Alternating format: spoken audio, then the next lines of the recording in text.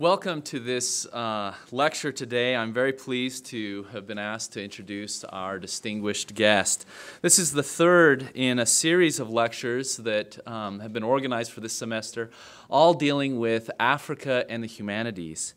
The genesis for this lecture series was that my name is Rex Nielsen. I'm a professor of Portuguese and Brazilian Studies in the Department of Spanish and Portuguese here at BYU. I'm teaching a seminar on Lusophone African literature this semester. And I was talking with my colleague Leslie Hadfield in the history department, who is a professor of modern history. She's also teaching her modern history seminar this semester. And we were discussing about the ways in which Africa is represented, both in the media, but also here at the university. And we came to the conclusion that one dimension of the representation of Africa that's lacking, especially here at the university, but also in the media, is the human aspect. And so we developed this lecture series about Africa and the humanities. In other words, the way in which the liberal arts, literature, music, history, are expressed and developed in an African context. And so we're very pleased to have with us today our guest, Catarina Teixeira. Catarina Teixeira is teaches literature, culture, and cinema courses at MIT. She's been teaching there since 2011.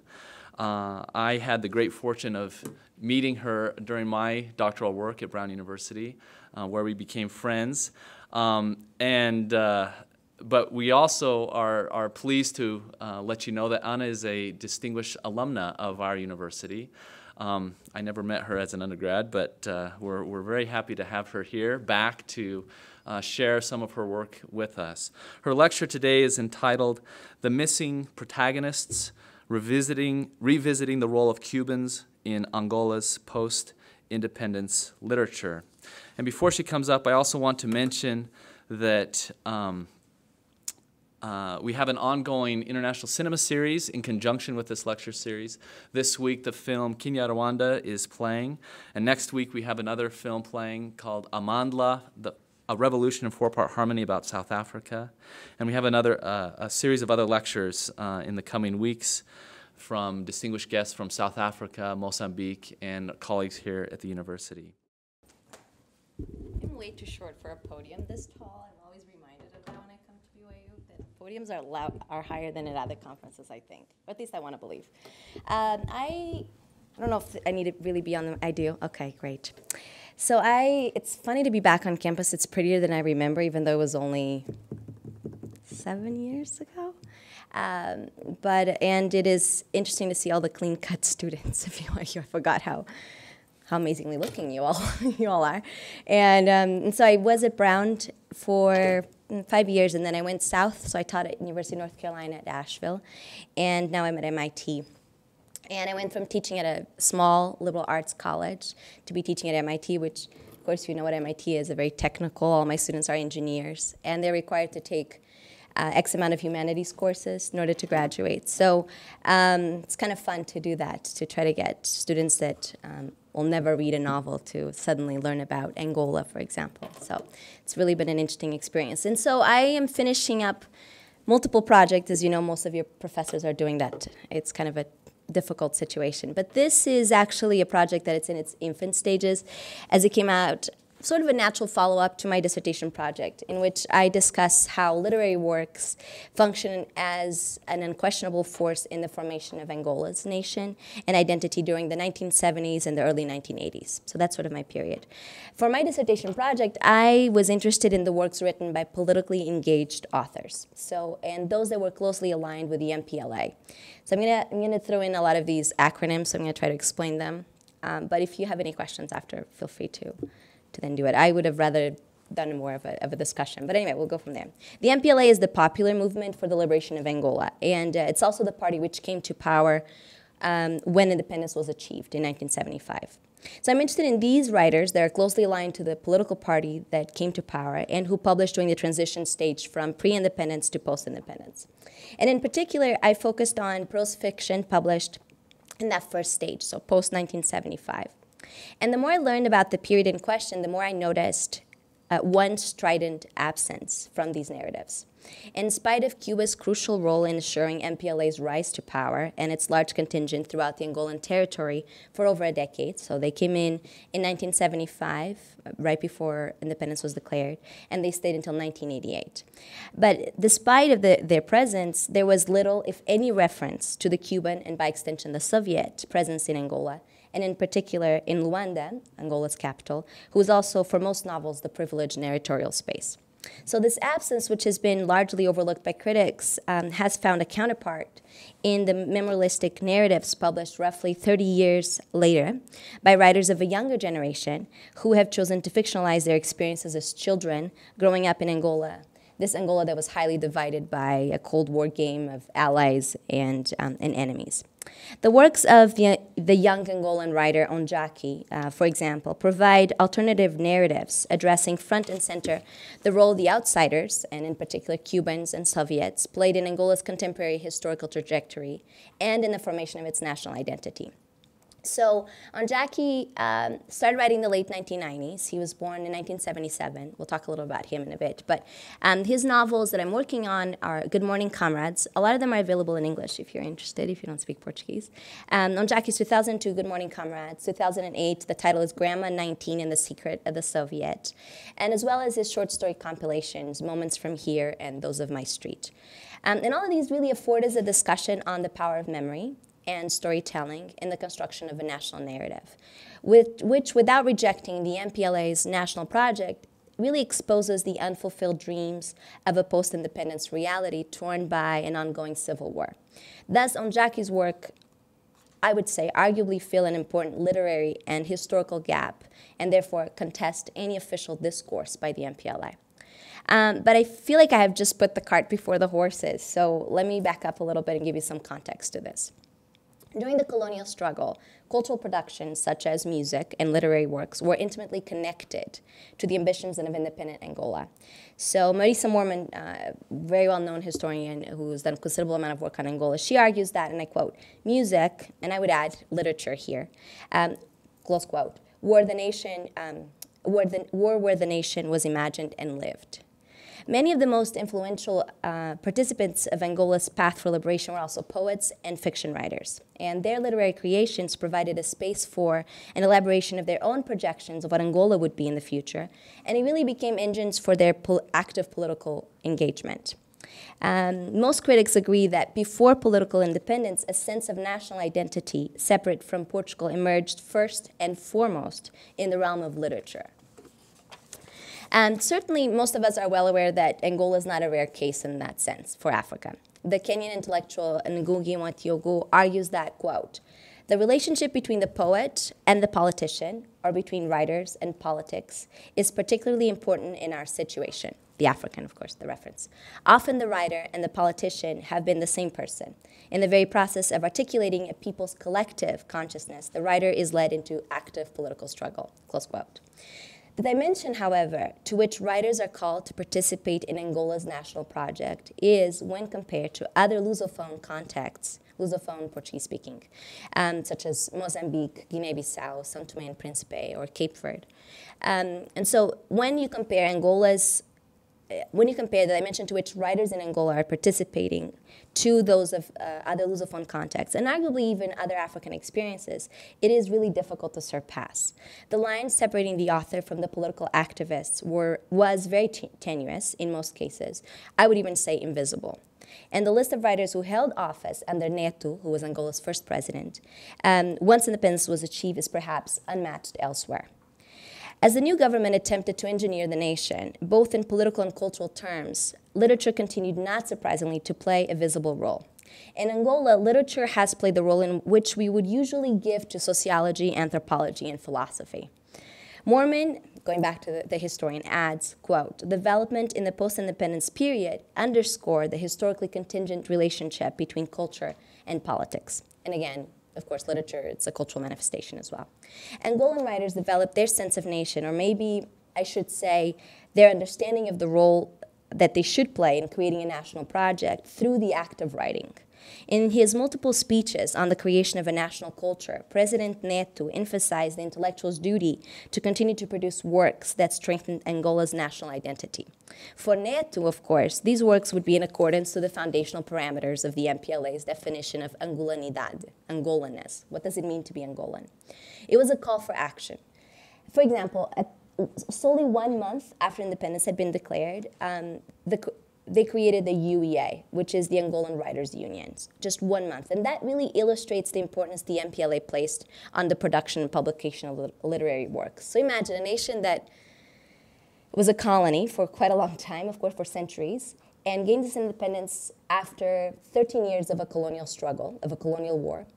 And the first thing they do, a month after independence is declared, is create a writers' union. I think that speaks volumes to how Neto really saw the role that artists, and in particular writers, had to play for Angola in the sense of what it means to be Angolan in order for it to be developed. The Angolan Writers' Union served as the editorial organ of the government and provided intellectuals with a necessary medium for publication. This in a period, of course, of great instability for the young nation. Partly due to a feeble and anachronistic decolonization process, Angola's historical trajectory since independence has been a period full of ambivalences and incongruities.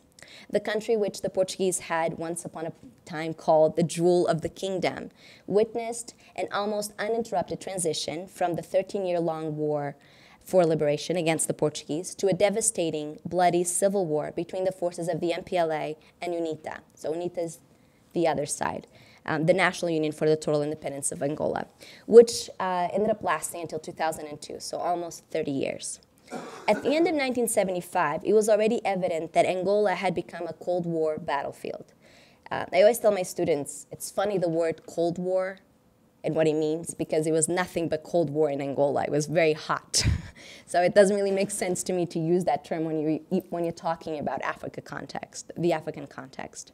Anyway, Fidel Castro's army arrived with the financial support of the Soviet Union to ensure the success of the MPLA's plan to unilaterally declare independence in 1975. The South Africans, backed by American interests, and with the excuse that the MPLA government was supporting the Namibian guerrilla fighters in southern Angola, responded by providing UNITA, the other group, with military support. So the typical game, Cold War game, right? So you have the South Africans supporting UNITA, and you have the Cubans coming in and supporting the MPLA, mostly because of how they define themselves politically. So the MPLA defined itself as a socialist, as the Workers' Party, and UNITA defined itself as the anti-socialist. They never really defined themselves as anything except anti. And so, of course, South Africans have also the financial support of the United States, and the Cubans had the financial support of the Soviet Union. Okay, so this,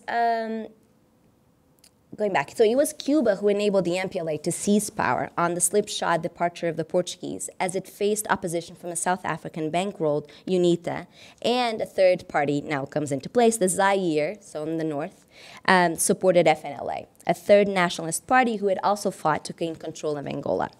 The Cuban troops sent to Angola in October of 1975 were crucial in helping the MPLA successfully secure the capital and thus assuring its claims to the government.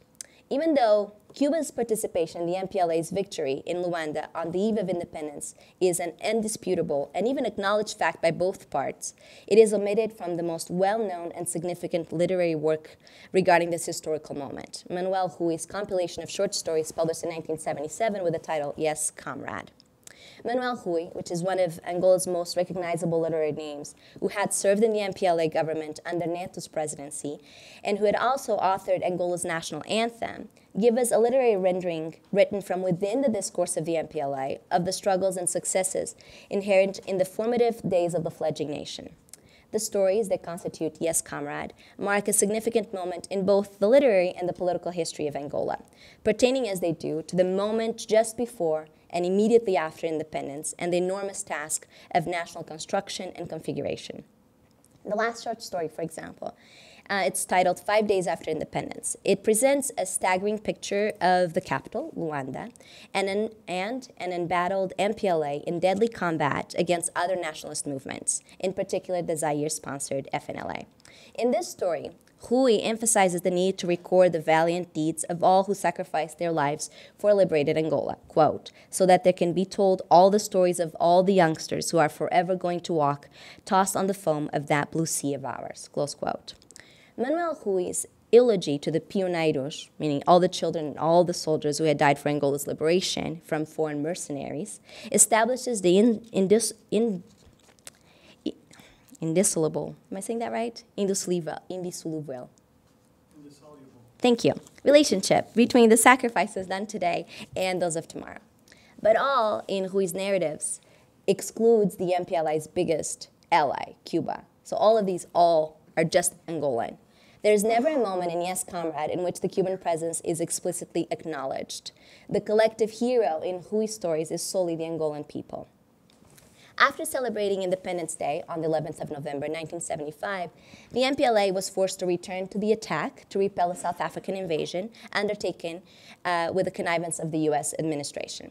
Within weeks, the Cuban soldiers who had been flown in during the last days of colonial rule were reinforced by a seaborne expeditionary army which outnumbered the South African invading force. The Cuban contingent soon rose to 10,000 men, equipped with heavy long-range guns and armored personnel carriers. The MPLA recovery of the provinces, both in the north against the FNLA forces and in the south against the South African army, was relatively swift. By early 1976, as South Africa drew back into Namibia, both UNITA and FNLA had collapsed. UNITA regained some strength soon after, but FNLA never recovered. So we went from 3 parties fighting for power to then really being about 2 parties, MPLA in the north and then UNITA in the south. And the failure of the South African invasion in the mythology of the young Angolan nation is in large part attributed to the courage and the zeal of Cuban revolutionary soldiers. The MPLA was able to have control over the whole territory, or at least for a little while. No sooner had the war of intervention ended than the new government had to put all its scarce political skills into building the future of a highly heterogeneous country. Creating a viable civil society for the nation as a whole would prove to be, as we could guess, pretty difficult.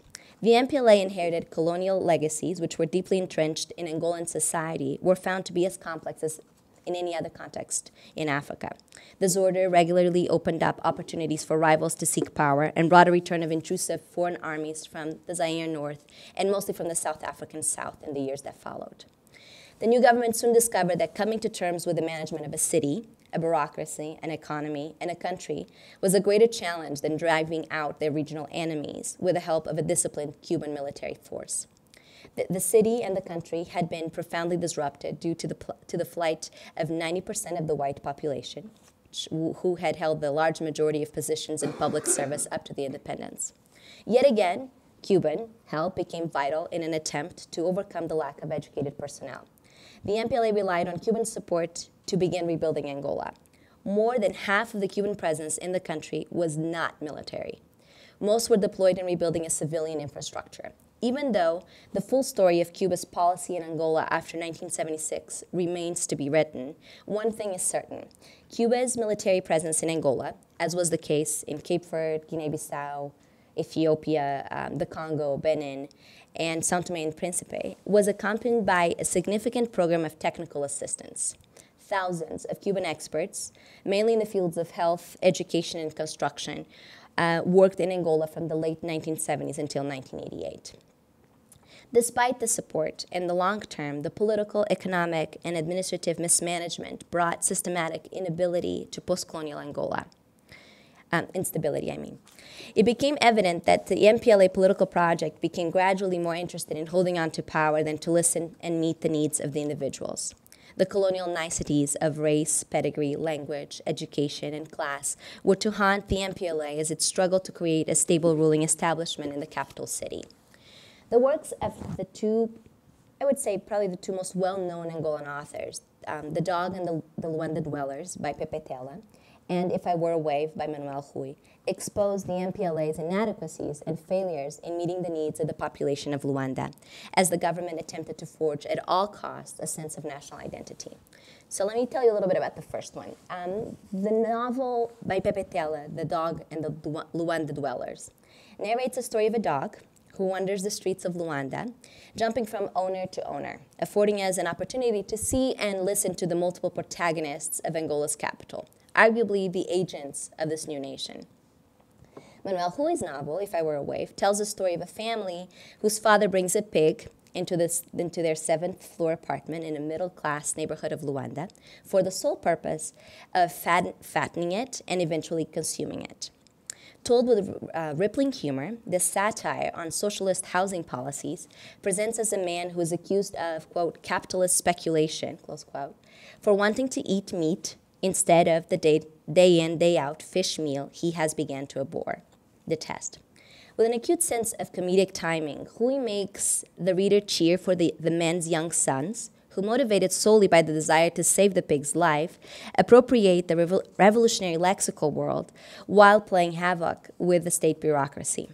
These are two of the most well-known, well-read texts written in the early 1980s, describing life in the capital. But just as it is the case of Yes, Comrade, the short story compilation I mentioned before, neither of these popular novels include one single Cuban character, and primary or secondary for that matter. Cuban presence is yet again excluded from one of the most relevant media in the process of telling and constructing Angolan history and national identity. And I should say, literature, even though you can guess there are very high rates of illiteracy in Angola, but these novels would be read over the radio. So sort of like soap operas, but you hear them on the radio. So they would read chapters of them throughout. So people did hear them. Not everybody had access to the actual text in terms of reading it, but they knew the stories. So to speak of If I Were a Wave, when I was in Angola a few years ago, and I would ask people about their knowledge of Angolan literature, most of them knew parts by heart. And these are people that can't read, a lot of them, which to me was still very surprising. Anyway, going back to it. These are certainly multiple interpretations for this absence. Why is it that there are no Cuban characters in these novels? Perhaps the most obvious explanation has to do with the writers, politicians, understanding that in the moment of independence and the period that follows it, one must emphasize the viability of a nation to stand on its own and guide its people without foreign interference. Acknowledging the role played by Cuba in asserting the MPLA's rise to power could possibly put in jeopardy the national project. Thus, the emphasis must be placed, in this case solely, on the national effort, the Angolan pioneiros, the Angolan families in Luanda, the Angolans, right? As defined, of course, by the MPLA, as the only agents of the nation. Now, born in Angola in 1977, Onjaki is one of Angola's new generation of writers who were born after their nation had already achieved independence. He holds a degree in sociology and has lived in both Lisbon and New York, where he studied filmmaking. His father has been active in Angolan national politics. Onjaki's cultural output includes art, theatrical performances, script writing for Angolan television soap operas, but he has also drawn the attention of the wider Lusophone cultural community primarily because of his collection of short stories and his novellas. He follows in the footsteps of a lineage of Angolan writers who share firm commitment to progressive politics in a society whose political class has betrayed so many of their convictions. Unlike Manuel Rui and Pepe Tela, Onjaki's reality is one that has been colored by the hegemony of the MPLA government, whose corruption became progressively more grotesque and apparent, especially after the ideological shift from a socialist to an Afro-capitalist governance in the early 1990s. This shift comes soon after the New York Accord of December of 1988, in which the total withdrawal of Cuban military personnel from Angola is demanded as part of the peace agreement between the two forces. The withdrawal began in January 1989 and was completed a little over 2 years later. The agreement coincided with the MPLA's wholeheartedly endorsement of the free market. Philip Rothwell explains, quote, "The MPLA converted from an overly paternalistic regime determined to control every aspect of the nation's life and thought, but following the vacuous and inefficient model of what we might term post-colonial communism, to an ideology that dispensed with the need to regulate anything as long as the oil kept flowing and discrete interests of the former ideologues were protected," close quote. The formerly MPLA-PT, Workers' Party, Partido do Trabalho, eliminated all references to Marxist-Leninism or socialism and truncated its name to obliterate any pretense that it might once have aspired to represent a working class. The expulsion of the Cubans from Angola can be seen as an embodiment of the death of the revolution and the nation's capitulation to Western interests. Onjaki's reoccurring literary interest in the 1980s can be seen, though, as a nostalgic narrative that evokes a revolutionary code that was never implemented. But maybe even more importantly, Onjaki's narratives rewrite a history that he experienced firsthand, reinserting characters that remained faceless and voiceless in the literary accounts of the period. Speaking of his experience as a child in the capital city, Onjaki tells, I'm going to quote him now, "I grew up in Luanda during the 1980s, reading some of the most impressive books. Socialism, both the political and even civilian system at the time, constituted the essence of my educational system. With the exception of stories that depicted the time prior to independence, many of the stories, for example, the ones by Manuel Rui, and above all, his book If I Were a Wave, depicted concrete aspects of the reality I lived in, thus making them very tangible." He continues, he says, "Furthermore, it was my generation that lived through what the literature about the 1980s was to describe later on. The linguistic and the social aspects that appeared in the literary works were immediately identified by us as something that was very real. This was the beauty and the power of literature. What was written, even though a result of the artist's imagination, was at the same time the reality of our daily lives. The street and the school always made up the sacred spaces of our childhood. The famous phrase that we read in our school books and reference books, 'the pen is the pioneer's weapon,' became our rule of conduct in life. The truth was that revolution was carried throughout our books, through the pen, through reading materials, and through texts. Some among us, and I include myself in this group, believed in the power of the pen and the power of the book." Close quote. Today, I won't go into detail, or I can't provide you the lengthy account of all of Onjaki's work. So let me just tell you a little bit about the 2002 Good Morning Comrades, a title that points to the transparent intertextuality with Manuel Rui's works. Bom Dia Camaradas, the title in Portuguese, that tells the story through the eyes and the ears of a young schoolboy, Ndalu, which is actually Onjaki's name. Onjaki writes, it's his pseudonym. So Ndalu is his given name. So it tells a story from the perspective of this young boy, Ndalu, and it's a story of the departure of the Cubans from Angola. For Ndalu, the departure of his Cuban teachers coincides with a number of other losses related to the process of growing up. The death of a family's loving cook, Antonio, his aunt's return to Portugal, his friend's departure, as well as the teacher's departure for Cuba and the end of the academic year with all the fragmentation that implies for a child. As other critics have pointed out, loss marks the novel from the beginning. The author builds his tale up with a sequence of arrivals, interrupted by a mad panic exodus from the school following what turns out to be a false sighting of the Caixão Vazio, the empty casket, which was a terrorist gang that works its way into the imaginations of everyone at the school.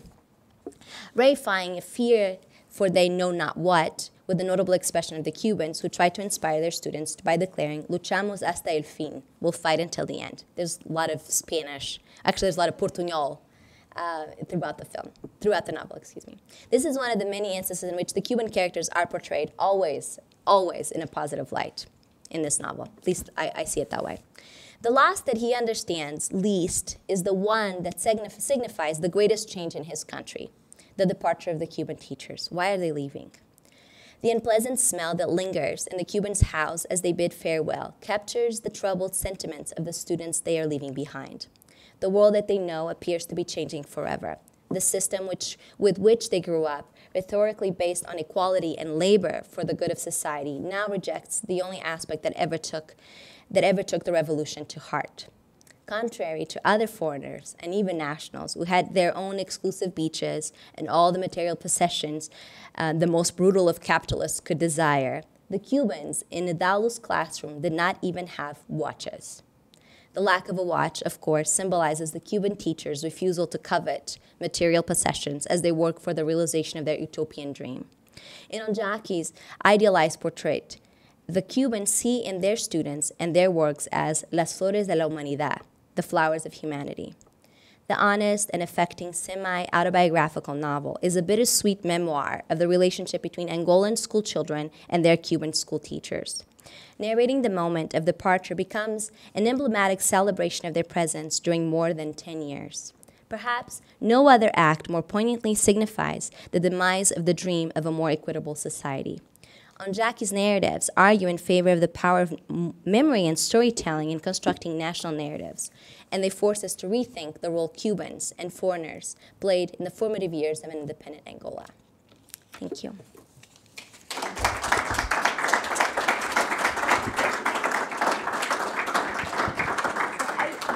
I couldn't resist. I brought some pictures I wanted to show you, guys, of Cubans and other aspects of it. But and we also have, we'll be able to take some questions. I don't know where the mic is. There's the mic. So if you do have a question, please speak into the mic because we do have a listening audience. So go ahead. Okay, thank you. So I don't know if we should start with questions or if you want me to show the pictures first. Or okay, so I think someone in the back is taking care of that. But I don't know if they're in a great order, but I just wanted to still show them to you. When I started thinking about this project, oh, I do? Oh, there we go. Can you tell I teach humanities at MIT and not anything else? Okay, there we go. So this is a picture of Onjaki, but I wanted to show you some other pictures. So, oh, I should use the microphone. Map of Angola. I know most of us are not very familiar with an African map, so, or maybe because of this series now we are. But so Angola is it's the largest ex-Portuguese colony, so it's a really important territory to the Portuguese. And Angola is very, very wealthy in national resources. There's oil in the top, in the north, and there's quite a bit of diamonds in the south. And so these two, in a way, people have asked me, why is it that Mozambican civil war ended so much sooner than Angolan civil war? And there's no question in my mind that it has to do with the natural resources. So Mozambique is a much poorer nation in terms of natural resources. Angola is not. So Angola in the past decade has sort of taken turns with Nigeria for the biggest oil producer in Africa. So that should tell you. There's an enclave, it doesn't show in the picture, so right here, Cabinda. So Cabinda is pretty much where the oil is. And when you come in the airport, it's just a little, I think, curiosity. But when you come into the airport in Cabinda, there's 3 lanes for different nationals. So there's one for Angolans, one for everyone else. And can you guess the third one? Who has access through a fast lane to getting into Cabinda? Anyone can guess? Things have changed in Angola, but it's Americans. And so it's quite interesting that you're able to come in through Cabinda, and there's 3 different lanes to go through security once you come out of the plane in the airport, and one for Angolan nationals, one for everyone else, and one for Americans. So there's quite a large compound, a lot of connections to Texaco, for example. And so there are a lot of companies, oil companies, and a lot of interests now there. Of course, post-revolutionary, post-everything. Now peace has been achieved since 2002. So, okay, let me show you a couple of pictures then. So now going back, though, in time, sort of the time I was thinking of, this is the day of independence. This is the airport. And all those little dots are actually people. And they're all going in the direction, the center, because that's where Neto is. He had just arrived in Luanda, and this was the day that they were going to declare independence. And that's Neto in the middle. You can't really see very well. We can definitely, if you're interested, we can talk about questions of race. You probably can tell, if you look closer to this picture, there are a lot of races in this, including whites. I do not believe you could find, for example, the Day of Independence in Kenya or Ghana, a picture of the president coming in and then having whites next to him celebrating. The question of race is a really interesting one in the context of Portuguese-speaking Africa and in Angola as well. But we can get back to that. Then, of course, multiple pictures after for the first couple of years, but there's, you can tell, Fidel and Neto, the president. Well, let's see, what else? Again, Neto and Fidel.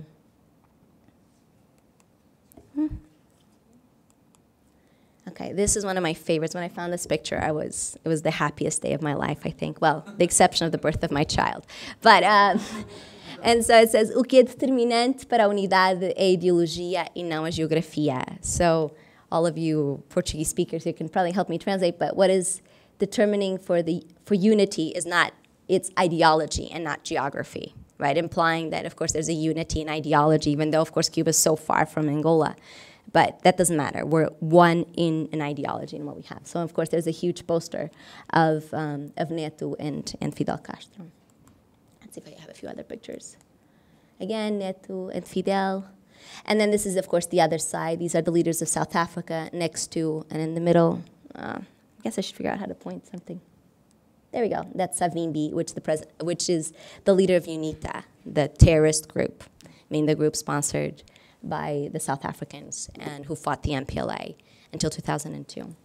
So that's, wanted to show you so that's the flag of Angola, and that's the flag of the MPLA. So pretty obvious, the similarities. For quite a long time, to speak of being Angolan, it would be the synonym of saying the MPLA.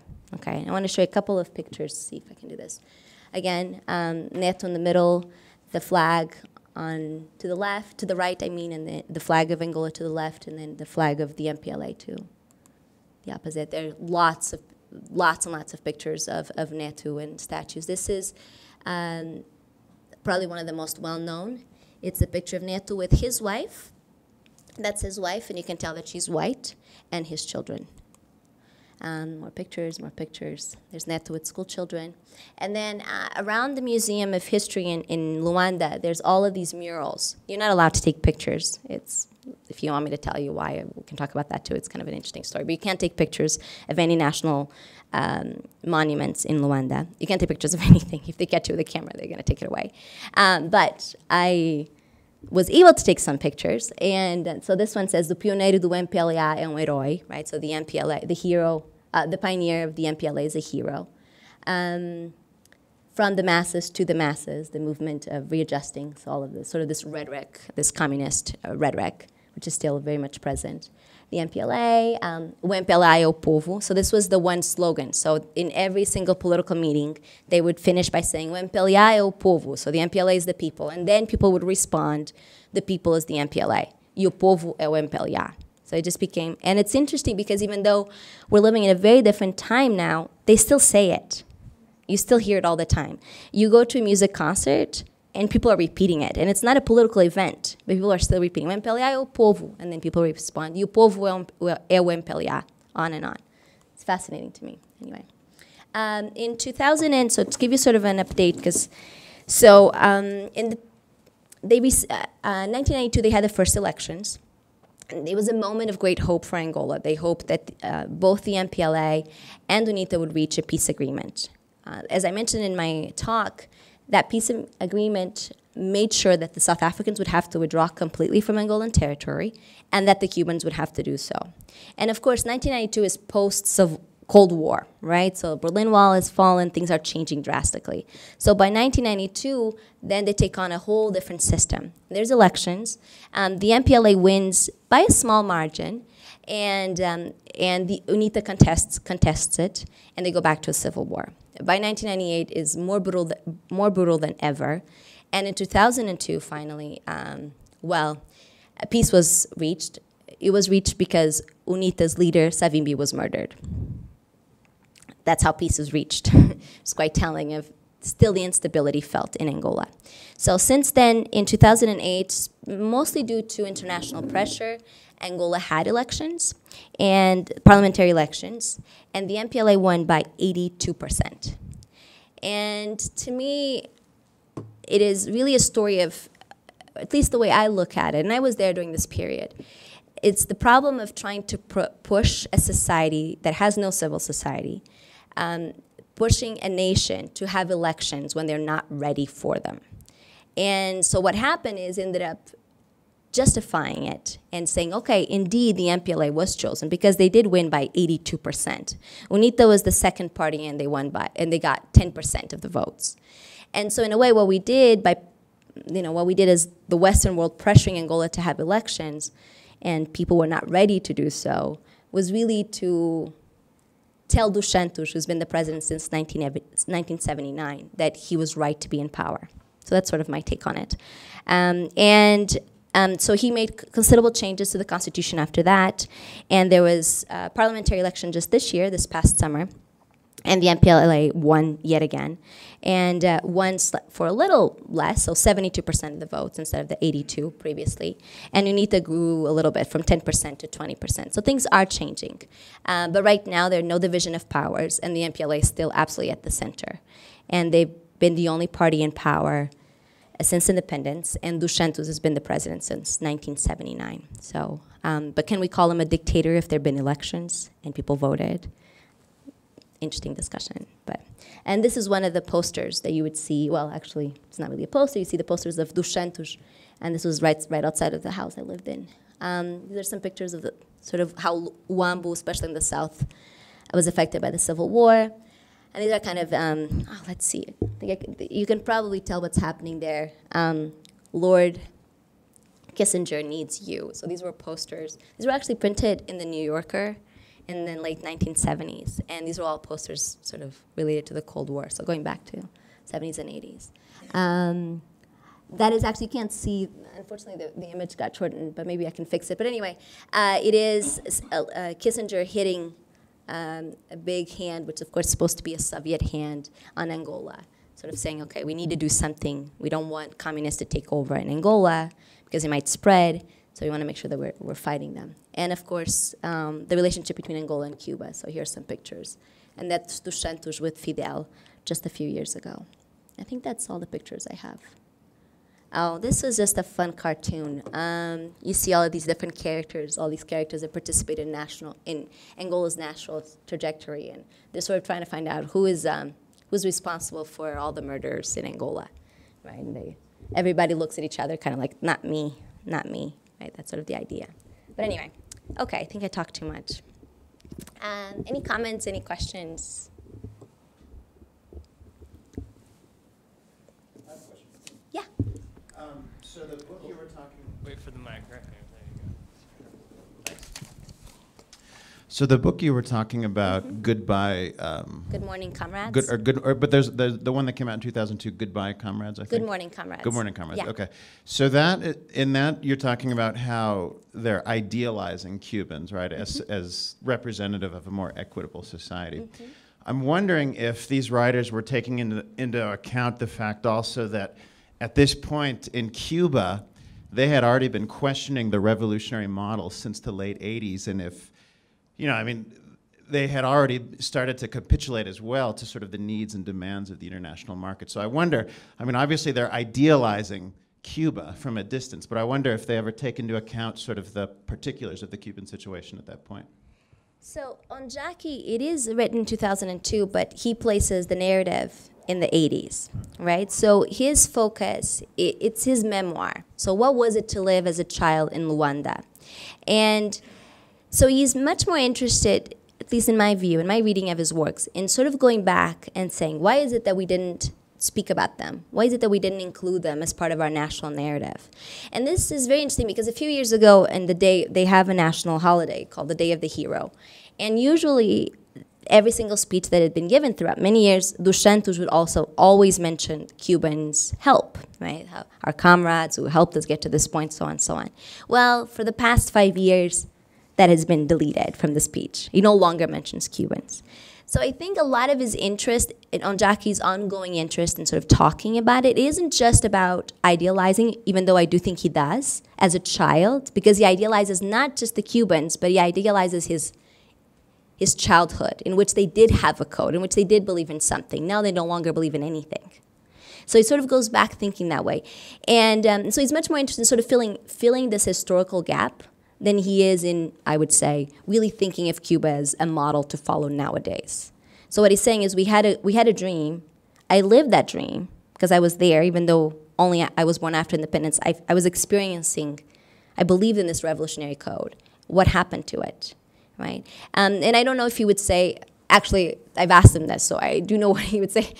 I asked him, do you feel that we would be better off under that kind of a regime? And he said, no, but we're certainly not better off under this one. So it's more sort of, we have to find something else. So revisiting that code is important for him to then get to that new place. I don't know if I'm answering your question, but yeah, okay.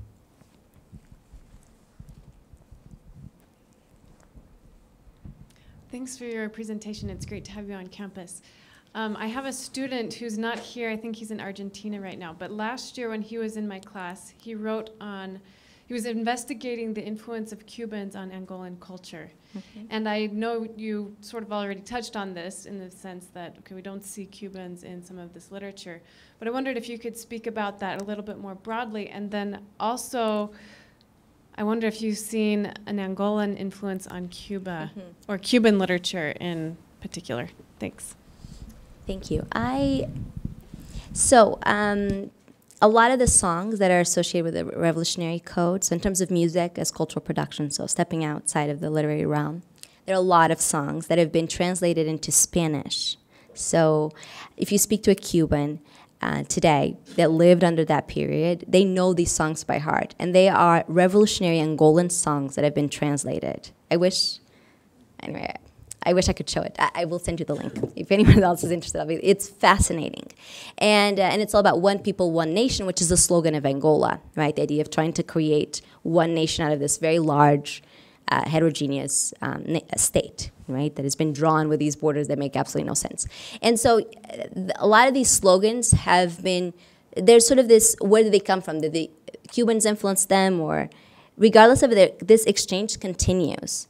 There's enormous amount of memoirs on the Cuban part of their role in the war. So for Cubans, this is really fascinating. So when you think about apartheid, Cubans will argue that they are a major force in the end of apartheid. And the reason for that is Angola, they will use, their influence in Angola, their ability to support and help the MPLA was really what pushed South Africans outside of Namibia. And it was what they would say the beginning of the fall of the apartheid. And so it's really interesting to say this to South Africanists, who will have a whole other take on it. But Angolans will also say that. They will also say, we are part of the reason why South Africa was able to get out of, be able to find a new regime. And of course, you're talking about 1992. That's a crucial year for all of these nations. So there is quite a bit of exchange culturally. There are a lot of memoirs that have been published.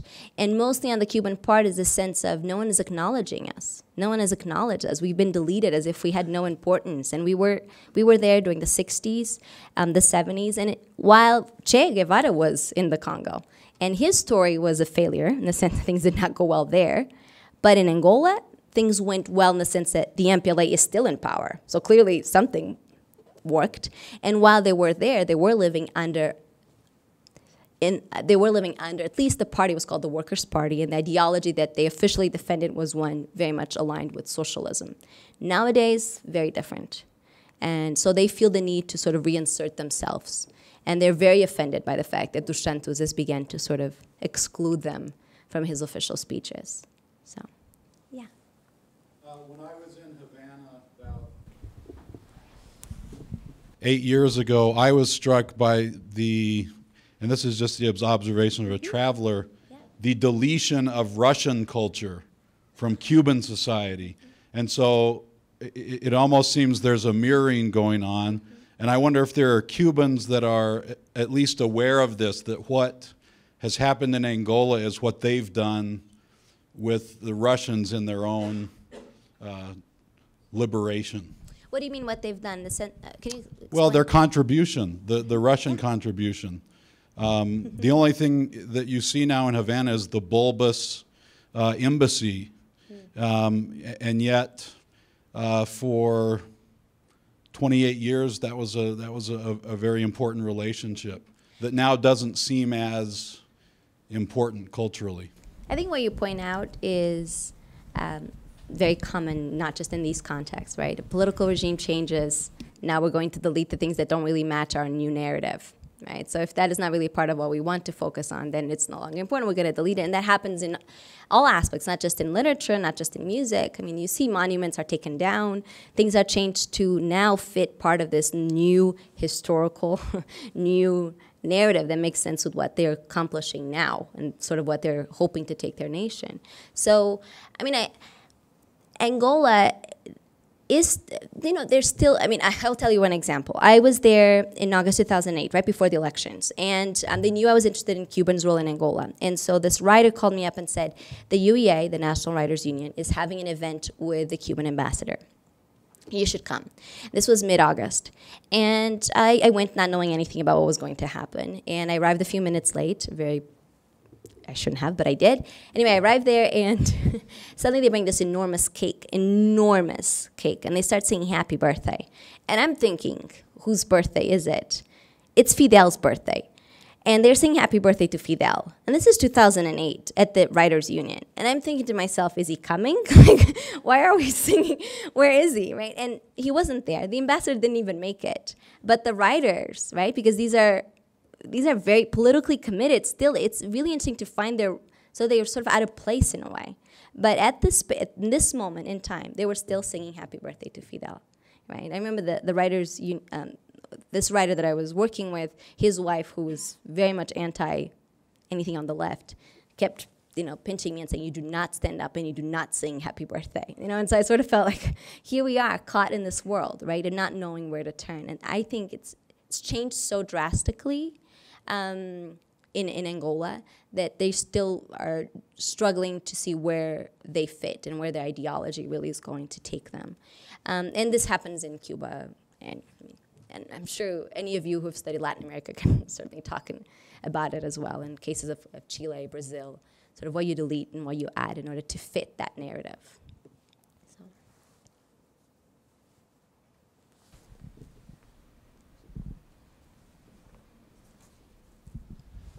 I wondered if you could comment about how Onjaki is received in Angola today. He doesn't live in Angola, lives in Brazil.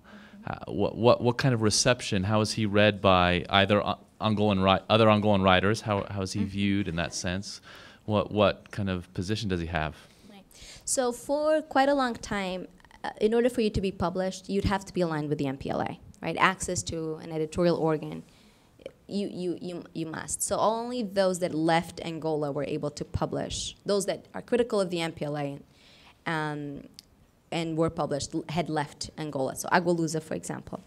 But Onjaki is the son of, his father is one of the great heroes of the revolution. So he's absolutely comes from the MPLA. He's protected by the regime. He would hate to hear me say this. So I know BYU TV is recording. I hope he never gets to see this. But because he would feel that way it's saying that I'm compromising my art. And I think he is capable of really walking that line very wisely, which is by not being there, he can write, right? He goes back to Luanda quite often because his family is still there. And he's loved. I think he is loved by most people there. I mean, you're talking, again, by an elite that have access to books and who read and who would comment. He calls Manuel Rui his uncle, so that should say quite a bit. And Manuel Rui is absolutely from within the MPLA. And so being outside gives him the flexibility of saying things that probably he wouldn't say inside, being critical. But none of his works are openly critical. He navigates that very well. So he's able to sort of go back in the 80s and talk about that period without saying, this is what I want now, because he never makes that jump. He never actually says it. So to answer your question, yes, he's loved and admired and cared for, but he also comes from within that circle, and he's protected by it. So. Well, thank you so much.